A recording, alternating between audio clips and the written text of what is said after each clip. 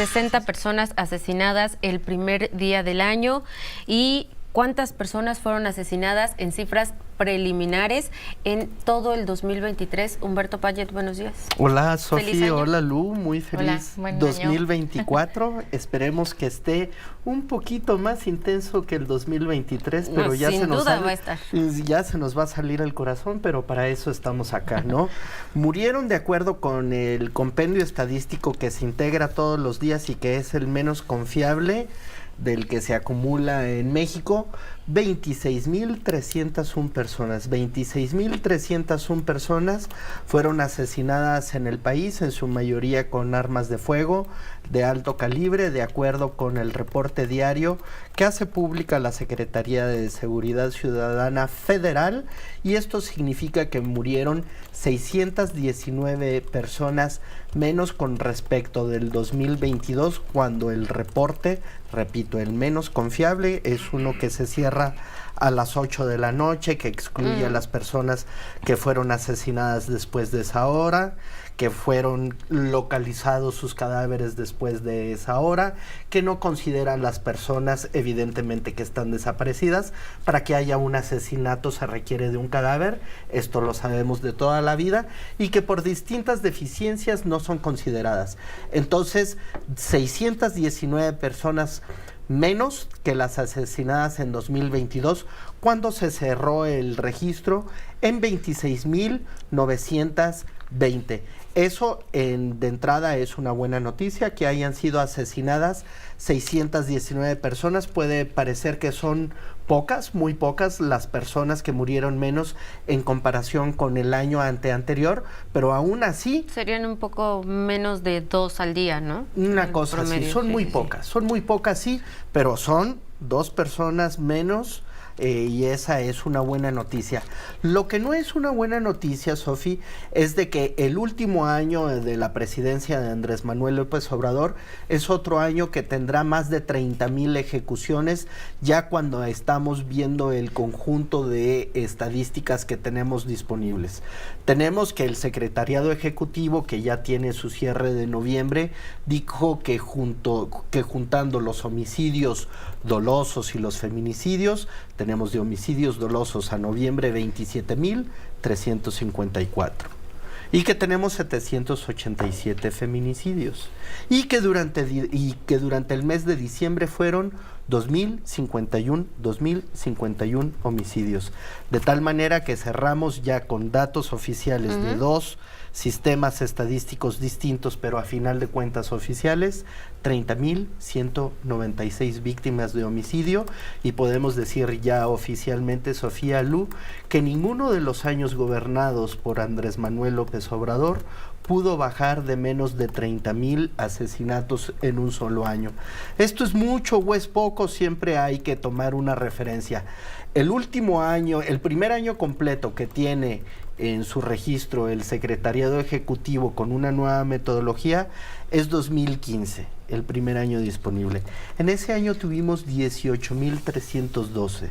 Si ahora tenemos 30,196, por lo menos, pero vamos a tener pues una cosa como unos 31,500 al final, cuando estemos por ahí del día que se le ocurra a Rosa Isela salir a tapar alguna desgracia con una estadística alegre y decir: estamos logrando los cometidos de la cuarta transformación y gracias a los cambios en las estructuras que originan la violencia hemos reducido, y saque alguna estadística disparatada para decir que esto está funcionando. No está funcionando.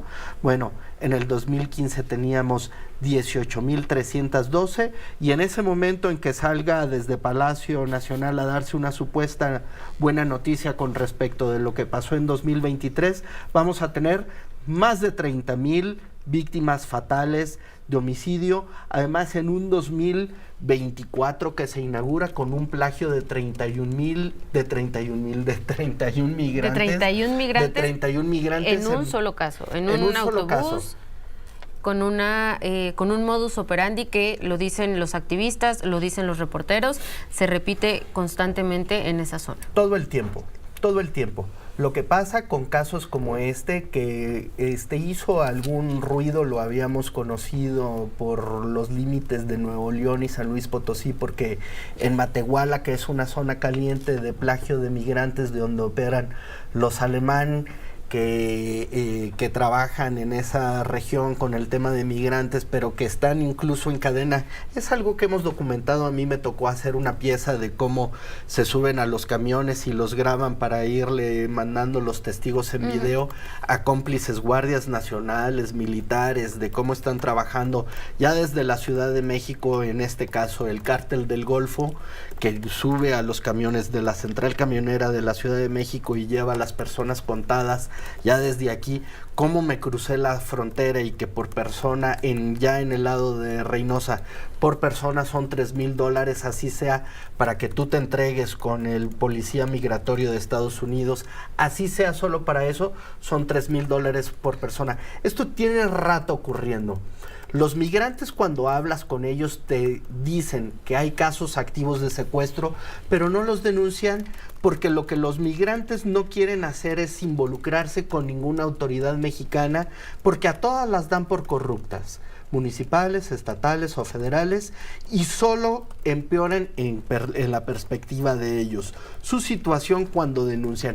Siempre hay secuestros, pero luego ocurren cosas que se salen de control, en que se pierde el contacto con los negociadores del lado de los secuestradores.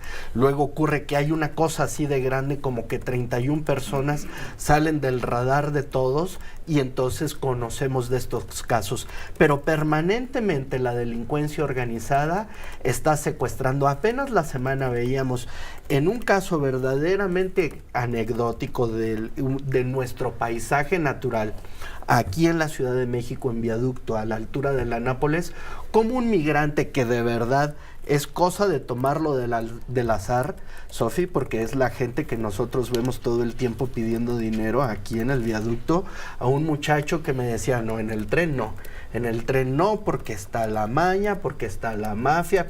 Ellos saben cómo se encuentran con eso. Ahora están esas personas secuestradas.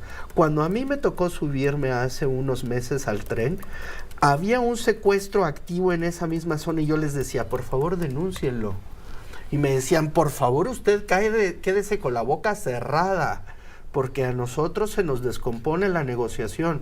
Y entre las personas con las que yo iba hablando, había una persona que tenía a un hermano secuestrado justo en Tamaulipas, que no ha dejado de ser una boca de lobos. Acuérdate que allí en San Fernando ocurrió la tragedia de los migrantes, 2010, en donde los zetas se echaron a pelear a la gente entre sí, al parecer por divertimento.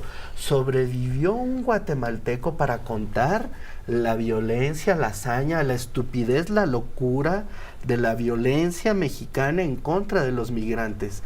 Ya nos metimos en otro rollo de migrantes de Celaya, conocimos las historias de la gente a la que no solo centroamericanos, luego ahí mismo en San Fernando se repitió o coincidió un evento con mexicanos a los que les estaban haciendo eso.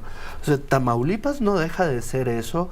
Toda esa región, y que incluye las fronteras de Matamoros, de Reynosa, de Nuevo Laredo, que está en disputa ahora entre los cárteles del Golfo y de los norestes, ya no como principal negocio el de las drogas, sino el de la gente, el de las personas con responsabilidades de gobierno, de la Cuarta Transformación, en federación, en estado, en municipios, que hace un año que estábamos con el incendio en un penal de Juárez y que nuevamente frontera, y ahora estamos inaugurando este 2024. Hace un año decíamos, ¿qué pasa en nuestras fronteras?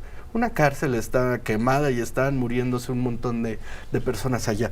Y ahora migrantes en otro pedazo de frontera también bajo el control de este mismo gobierno que no es gobierno. Y dices, y con estas cifras de asesinatos y la jauja, ay, Dios mío. Pero venga el 2024, otro año que tendrá, no veo cómo, menos de 30,000 muertos, como cerró este 2023. Repito, cifras preliminares, las peores estadísticas acumuladas con respecto al peor de los temas, que es homicidio, porque es la muerte más prevenible, y quiero ver a un experto en salud pública que me contradiga esta afirmación. 26,301 personas asesinadas porque el Estado lo permite dando impunidad y porque una persona dice: yo tengo el derecho de quitarte la vida. 26,301 veces se repitió eso en 2023, al menos. Sofía. Y no lo dice la estadística, pero lo veremos el próximo año cuando el INEGI publique su estadística de defunciones por todas las causas. Gran parte de estos 26,301 muertos son jóvenes. Bueno, yo te apuesto ahora, Sofía, un peso. Yo nunca apuesto más. Me dicen pinchurriento, apostador, pero tiende tu mano. Entre las edades de 15 a 29 años será primera causa de muerte, porque tiene varios años siéndolo así. La primera causa en muerte de personas en esos grupos de edad de 15 a 29, que son 3 grupos de edad, es el homicidio la primera causa de muerte, sin duda. Primera causa de muerte. E incluso si lo recorres a personas mayores de 30 años, ya te la encuentras como segunda y tercera causa de muerte. En varones, ya cuando recorres a sexo, te aparece como primera. O sea, si tú dices que el programa estrella de este gobierno está dedicado a jóvenes y que se llama Construyendo el Futuro, y lo cruzas con respecto a la estadística por defunción a causa de la violencia y dices, funciona. No nos vayamos con los discursos y las promesas de que algún día la tierra prometida nos será dada porque seguimos a ya sabes quién, sino a los números. Dejémonos de la perorata. Vayamos a la estadística, que es lo incontrovertible. Pues entonces no hay manera de dejar a salvo ese programa social. Y si vemos lo que está ocurriendo en el campo violento de Guerrero, o en el campo violento de Michoacán, o de Guanajuato, o de Sonora, porque tú acabas de decir allá, acaban de hablar los de Varón, eso también es campo. Y estamos hablando de los alrededores de Tamaulipas, por donde pasan todos esos migrantes, el entrecruce de tragedias, Sofía, 2024. Pues ahí, y elección encima. Hay las cifras que vamos a estar viendo este año, un adelanto. Estás abriendo la conversación en Ciro Gómez Leiva por la mañana.